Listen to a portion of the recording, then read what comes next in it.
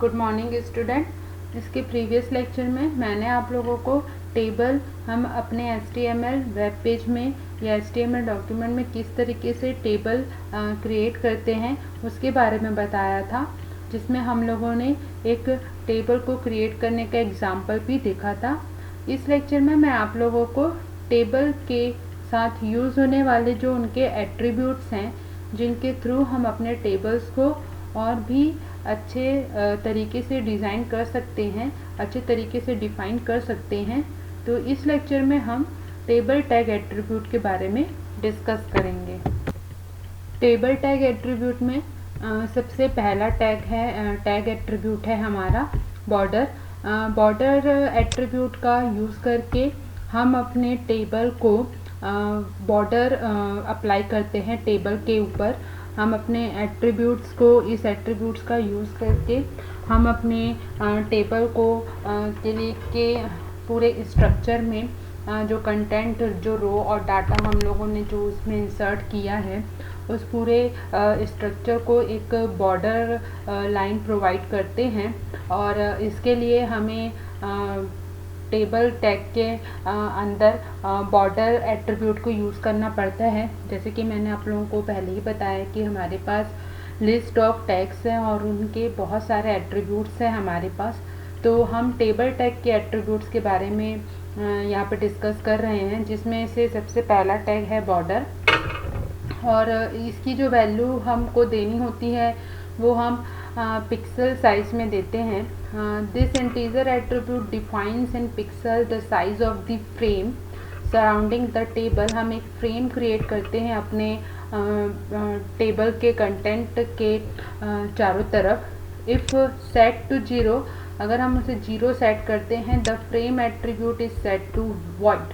अगर हम उसको 0 सेट करते हैं तो हमारा जो फ्रेम एट्रीब्यूट जो है वो वॉइड में सेट हो जाता है। वॉइड का मतलब होता है नल प्रॉपर्टी, मतलब कोई भी वैल्यू नहीं रहेगी। और आप जब टेबल एट्रीब्यूट, हम जब बॉर्डर एट्रीब्यूट यूज़ करेंगे टेबल का, तो हम इसकी जो वैल्यू है वो पिक्सल साइज में डालेंगे कि कितने पिक्सल्स वैल्यू हमारी होंगी, और इंटीजर वैल्यू होगी। इंटीजर वैल्यू मतलब कंप्लीट होल नंबर होगा हमारा। तो यहाँ पर एक एग्जांपल है हमारे टेबल के बॉर्डर एट्रीब्यूट का। HTML ओपनिंग टैग है, फिर उसके बाद हेड टैग है आपका, देन उसके बाद आपका HTML टाइटल मैंने दिया है HTML टेबल, हेड टैग को क्लोज़ किया है, देन बॉडी ओपनिंग की है, और उसके बाद टेबल टैग ओपन किया है। और टेबल टैग के अंदर देखिए यहाँ पर मैंने बॉर्डर एट्रीब्यूट का यूज़ किया है, और मैंने बॉर्डर एट्रीब्यूट की वैल्यू दी है 1। तो हमारा जो फ्रेम जब क्रिएट होगा तो जो उसका साइज़ होगा, ये जो है इसकी साइज़ को डिनोट करता है कि बॉर्डर की साइज़ क्या होगी। तो हमारे जो टेबल के फ्रेम के बॉर्डर की साइज़ वो होगी 1 पिक्सल, 1 पिक्सल वैल्यू में दिखाई देगा वो हमें। और फिर उसके बाद TR टैग से हमने रो क्रिएट किया है, और उस रो के अंदर हमने टेबल डाटा डाला है। टेबल हेडिंग नहीं यूज़ किया है यहाँ में मैंने, सीधा हम टेबल डाटा डाल रहे हैं। और टेबल डाटा के थ्रू हमने कॉलम, जो रो वैल्यूज़ हैं उनको 2 कॉलम में बांटा है। और यहाँ पे मैंने लिखा भी है रो 1 कॉलम 1, रो 1 कॉलम 2, फिर देन उसके बाद TR को क्लोज़ किया है। फिर सेकंड रो क्रिएट की है, और सेकंड रो जब रो क्रिएट की है तो उसमें भी टेबल डाटा जो है उसके लिए 2 टैग यूज़ किया है, 2 बार उसको मैंने अप्लाई किया है। एक है आपका रो 2 में आपका कॉलम 1 और रो 2 में आपका कॉलम 2, और देन TR टैग की क्लोजिंग। तो इस तरीके से मैंने 2 रो का और 2 कॉलम का टेबल क्रिएट किया है। देन टेबल टैग की क्लोजिंग है, और फिर बॉडी टैग की क्लोजिंग, और आपका HTML क्लोजिंग टैग। तो इस एग्जांपल को आप लोग प्रैक्टिस करके देखिएगा, तो आपको जो आपका टेबल है वो अब बॉर्डर आपके फ्रेम के साथ दिखाई देगा। इसके प्रीवियस लेक्चर में मैंने आप लोगों को जो एग्जांपल बताया था उसको आप लोगों ने बना के देखा होगा, तो उस समय उसमें कोई भी बॉर्डर नहीं होगा, सिर्फ रो और कॉलम क्रिएट हुई होगी, फ्रेम स्ट्रक्चर नहीं होगा। लेकिन अब हम, क्योंकि टेबल टैग के बारे में हम डिस्कस कर रहे हैं, तो इनके एट्रीब्यूट्स के बारे में भी हमको पढ़ना है। तो यहाँ पर टेबल टैग का बॉर्डर एट्रीब्यूट जो है, जो हमें टेबल के चारों तरफ फ्रेम क्रिएट करने में मदद करता है। अब इसका नेक्स्ट एट्रीब्यूट देखते हैं, और इसका नेक्स्ट एट्रीब्यूट है अलाइंग एट्रीब्यूट। अलाइनमेंट का आप जानते हैं, पेज पर हम अपने टेबल की पोजीशन इंडिकेट कर सकते हैं। इसके थ्रू हम ये डिसाइड कर सकते हैं कि हमारे पेज में, वेब पेज में टेबल हमारे पेज में किस पोजीशन पे, किस जगह पर दिखाई देगा। तो बेसिकली 3 अलाइनमेंट होती है, लेफ़्ट अलाइनमेंट, देन सेंटर और राइट। तो लेफ़्ट अलाइनमेंट करेंगे तो आपके पेज में सबसे टॉप लेफ़्ट में आपको दिखाई देगा, और फिर उसके बाद टॉप सेंटर में दिखाई देगा और टॉप राइट में दिखाई देगा। इसके लिए भी मैंने यहाँ पे एक एग्जांपल आप लोगों के लिए बनाया है। इस एग्जांपल में जहाँ पर हम लोगों ने टेबल बॉर्डर दिया था, टेबल एट्रीब्यूट है, तो टेबल के ओपनिंग टैग के अंदर, क्योंकि हम टेबल पर अप्लाई कर रहे हैं, तो टेबल हमारा यहाँ पे मेन टैग है, और उस टैग के अंदर हमारे पास TR, TH और TD टैग हम यूज़ करते हैं। तो क्योंकि हमको टेबल पर अप्लाई करना है, तो हम टेबल का जो ओपनिंग टैग है उसी के एट्रीब्यूट्स यूज़ कर रहे हैं। तो जहाँ पर हम लोगों ने बॉर्डर एट्रीब्यूट यूज़ किया था, वहीं पर हम लोग अलाइनमेंट एट्रीब्यूट का भी यूज़ करेंगे। देखिए मैंने यहाँ पे लिखा है align is equals to double quote के अंदर सेंटर। आप जो सा भी अलाइनमेंट देना चाहते हैं वो आप यहाँ पर यूज़ कर सकते हैं। अब जैसे कि मैंने यहाँ सेंटर दिया है, तो इट मीन्स हमारा टेबल बॉर्डर फ्रेम 1 के साथ अलाइन एट्रीब्यूट मतलब सेंटर ऑफ द पेज हमको दिखेगा। तो इस एग्जांपल को भी आप लोग प्रैक्टिस करके देखिएगा तो आपको अच्छे से समझ में आएगा। उसके बाद है हमारा नेक्स्ट एट्रीब्यूट है cell padding and cell spacing attribute. तो सेल स्पेडिंग और सेल स्पेसिंग एट्रीब्यूट जो है वो हमारे टेबल का बहुत अच्छा मोस्ट इम्पॉर्टेंट एट्रीब्यूट है।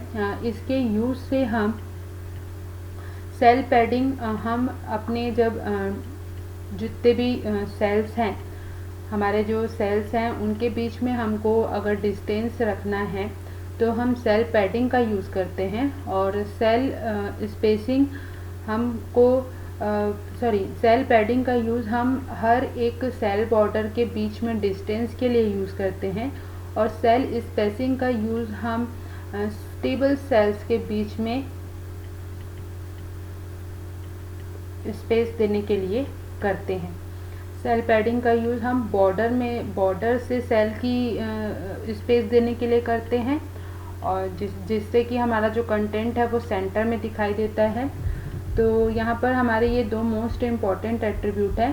There are the 2 attribute called the cell padding and the cell spacing which you will use to adjust the white space in your table cell. The cell spacing attribute defines space between the cell. जो आपका cell spacing attribute है वो हमारे जो table के sales जो बनेंगे, जैसे रो फर्स्ट और कॉलम फर्स्ट का जो पहला सेल बनेगा उनके, और रो फर्स्ट और कॉलम 2 का जो दूसरा आपका सेल बनेगा, तो जितने भी टेबल में आपके सेल्स होंगे उनके बीच में जब आपको स्पेस देना है तो हम सेल स्पेसिंग एट्रीब्यूट का यूज़ करेंगे। और जबकि while cell padding represent the distance between cell border and the content within a cell. Cell border और कंटेंट के बीच में, हमारा जो सेल बॉर्डर है और जो कंटेंट है उनके बीच में जो स्पेस हमको प्रोवाइड करना है, तब हम सेल पैडिंग का यूज़ करते हैं। सेल पैडिंग के कारण हम अपने जो टेबल के डाटास हैं उनको और हमारे जो सेल्स के बॉर्डर्स हैं उनके बीच में एक अच्छा स्पेस क्रिएट करने से हमारा जो टेबल का कंटेंट है वो हमें बहुत मतलब ईज़िली हमें अच्छे से समझ में डिस्प्ले होता है, अच्छे से समझ में आता है कि टेबल में कौन सा कंटेंट लिखा हुआ है। और स्पेस भी देने से हमारे जो सेल्स हैं, हर एक कॉलम के जो सेल्स हैं, हर एक सेल के बीच में अगर हम स्पेस प्रोवाइड करते हैं तो हर एक कॉलम के जो सेल्स हैं वो हमें क्लियरली दिखाई देते हैं, डिस्प्ले होते हैं। तो यहाँ पर मैंने सेल स्पेसिंग और सेल पैडिंग का एक एग्जांपल क्रिएट किया है, लिखा है।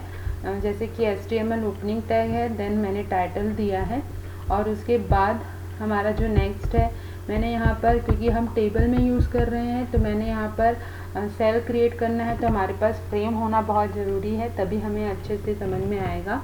तो टेबल बॉर्डर यूज़ किया है, टेबल बॉर्डर 1 लिया है, सेल पैडिंग मैंने 5 ली है और सेल स्पेसिंग भी मैंने 5 यहाँ पे ली है। आपको इसको टेबल टैग के ओपनिंग टैग के साथ ही लिखना होगा, तभी ये पूरे टेबल पर अप्लाई होगा। और हर एट्रीब्यूट को हम, जैसे कि मैंने आपको प्रीवियसली भी बताया कि हर एक टेबल के एट्रीब्यूट को हम उसके क्लोजिंग टैग के साथ लिखते हैं। उसके बाद हमने यहाँ पे रो क्रिएट की है, ये सारे हमने रो क्रिएट की है, हमने कम से कम 3 रो क्रिएट की हैं। और उसके बाद आपका टेबल का क्लोजिंग टैग है, देन बॉडी, और फिर उसके बाद HTML का क्लोजिंग टैग है। तो इसको आप इस एग्ज़ाम्पल को आप लोग करके देखिएगा, तो प्रैक्टिस करने से ज़्यादा समझ में आएगा। सेल पैडिंग और सेल स्पेसिंग जो है वो हमारे बहुत अच्छे एट्रीब्यूट हैं हमारे HTML के।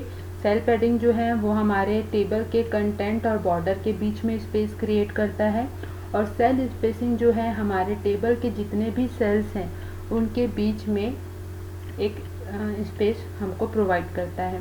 तो HTML के जो कंटेंट हैं, HTML के जो भी मैंने आप लोगों को प्रैक्टिकल बताए हैं, जो भी आपको मैंने इसके जो कोड बताए हैं हर टैग से रिलेटेड, उन सबको आप प्रैक्टिस करके देखिए, तो आप लोगों को बहुत अच्छे से क्लियर होगा। नेक्स्ट एट्रीब्यूट हम देखते हैं colspan and rowspan attribute. तो कॉल स्पैन और रो स्पैन एट्रीब्यूट के थ्रू हम कॉलम को मर्ज कर सकते हैं। कॉल स्पैन एट्रीब्यूट के थ्रू हम 2 या उससे ज़्यादा कॉलम को एक सिंगल कॉलम में कन्वर्ट कर सकते हैं, और रो स्पैन के थ्रू हम 2 या उससे ज़्यादा रोज़ को हम एक साथ मर्ज कर सकते हैं, उनको एक सिंगल रो में कन्वर्ट कर सकते हैं। तो you will use call span attribute if you want to merge 2 or more column into a single column. Similar way you will use row span if you want to merge 2 or more rows. जैसे कि मैंने कहा कि column और रोज़ को, अगर हमको एक कॉलम को दूसरी कॉलम से या उससे ज़्यादा कॉलम के साथ मर्ज करना है तो हम कॉल स्पैन यूज़ करेंगे, और अगर हमको एक रो या उससे एक ज़्यादा रो को एक साथ मर्ज करना है तो हम रो स्पैन यूज़ करेंगे। और क्योंकि ये कॉलम और रो पर परफॉर्म होगा, तो अब हम कॉल स्पैन और रो स्पैन को हम अपने TR टैग के अंदर TD टैग के साथ यूज़ करेंगे। TD और TH टैग के साथ हम इसे यूज़ करेंगे। ये हमारे टेबल के ओपनिंग टैग के साथ, ओपनिंग टैग के साथ यूज़ नहीं किया जाएगा। इसलिए नहीं किया जाएगा क्योंकि कॉलम स्पैन एट्रीब्यूट जो है वो कॉलम पर परफॉर्म होगा, और रो स्पैन जो एट्रीब्यूट है वो रो पर परफॉर्म होगा। इट मीन्स हमें रो स्पैन और कॉलम स्पैन को जब हम TR और TH टैग यूज़ करेंगे, मतलब हमारा ये जो एट्रीब्यूट है ये हमारे TR और TH टैग का एट्रीब्यूट है, क्योंकि ये हमारे रो और कॉलम को मर्ज करने में हमारी मदद करता है। तो देखते हैं कि किस तरीके से इसका यूज़ करके हम कॉलम और रो को मर्ज कर सकते हैं। यहाँ पर मैंने HTML ओपनिंग टैग यूज़ किया है, देन हेड, फिर उसके बाद मैंने टाइटल दिया है, देन हेड क्लोजिंग है। अब हम बॉडी पर अपना बॉडी टैग के अंदर अपना टेबल क्रिएट कर रहे हैं। बॉर्डर स्टाइल यूज़ किया है मैंने टेबल टैग का। फिर उसके बाद पहली रो क्रिएट की है और उसमें मैंने TH, पहली रो में मैंने कॉलम को नाम दिया है TH, मतलब टेबल हेडिंग टैग है ये आपका, कॉलम 1, कॉलम 2, कॉलम 3, और फिर आपका पहला रो और कॉलम आपका क्रिएट हो चुका है। फिर सेकेंड रो से हमने उसमें डेटा इंसर्ट किया है, मतलब पहला जो रो है वो हमारे कॉलम की हेडिंग को बता रहा है, कॉलम की हेडिंग को दिखा रहा है। सेकंड रो जो है उस कॉलम के अकॉर्डिंगली हमारे डेटा को बताएगा। तो सेकंड रो जैसे ही स्टार्ट किया तो देखिए रो स्पैन को मैंने TD के साथ यूज़ किया है। तो रो स्पैन को TD के साथ इसलिए यूज़ किया है क्योंकि हम जब डाटा क्रिएट करते हैं, मतलब जब हम डाटा इंसर्ट करते हैं अपने टेबल में, तो हम TR टैग के साथ TD टैग यूज़ करते हैं। तो हम TD टैग को रो स्पैन के साथ यूज़ करेंगे और ये बताएंगे कि ये जो सेल है, मतलब रो स्पैन 2 लिखा है मैंने यहाँ पर, मतलब 2 रो को मर्ज करके बनाया गया है, 2 रो को मर्ज करके एक रो में क्रिएट किया गया है। तो पहला TD टैग यूज़ किया है, rowspan is equals to 2, जिसमें हमारा डाटा है। देखिए रो स्पैन जो है वो टेबल डाटा टैग के ओपनिंग ब्रैकेट के साथ लिखा गया है। तो हम हमेशा रो स्पैन और कॉलम स्पैन को TD टैग के साथ यूज़ करेंगे। ये हमारे TR और TH टैग का एट्रीब्यूट है, लेकिन जब हम डाटा अप्लाई करते हैं तब हम इसे TD टैग के साथ देते हैं। तो हमारा TR TH TD टैग का एट्रीब्यूट है ये।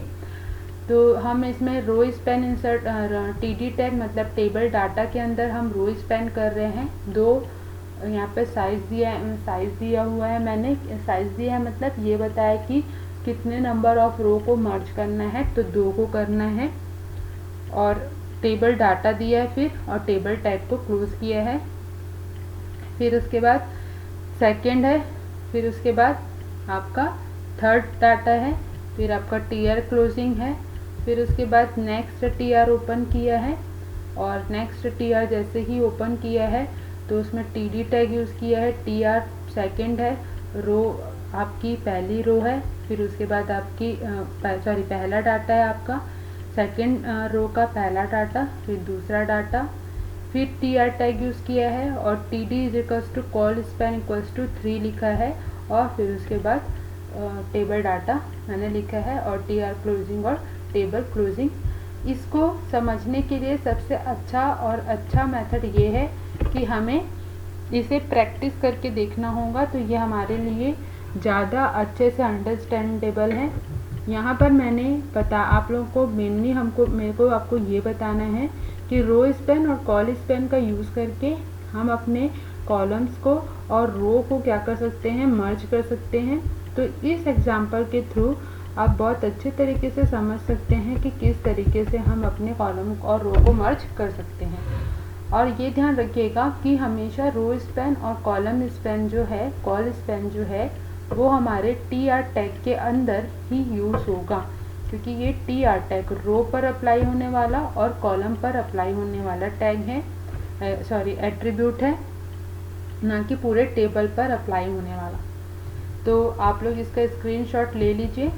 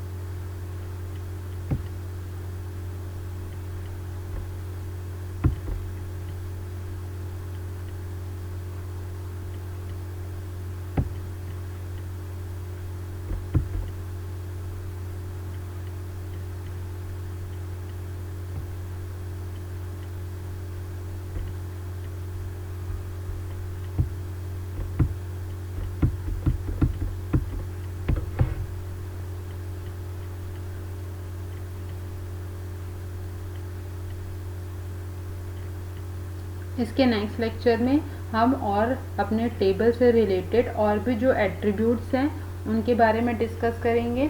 और मैंने आप लोगों को अभी तक जितने भी टैग के जो भी एग्जांपल्स बताए हैं उनको प्रैक्टिस में करते रहिए, और प्रैक्टिस करने के बाद आप लोगों को बहुत अच्छे से ये समझ में आएगा।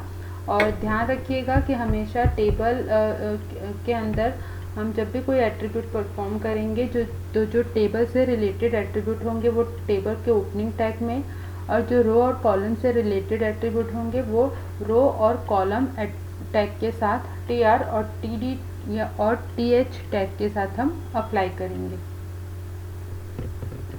Okay, thank you student.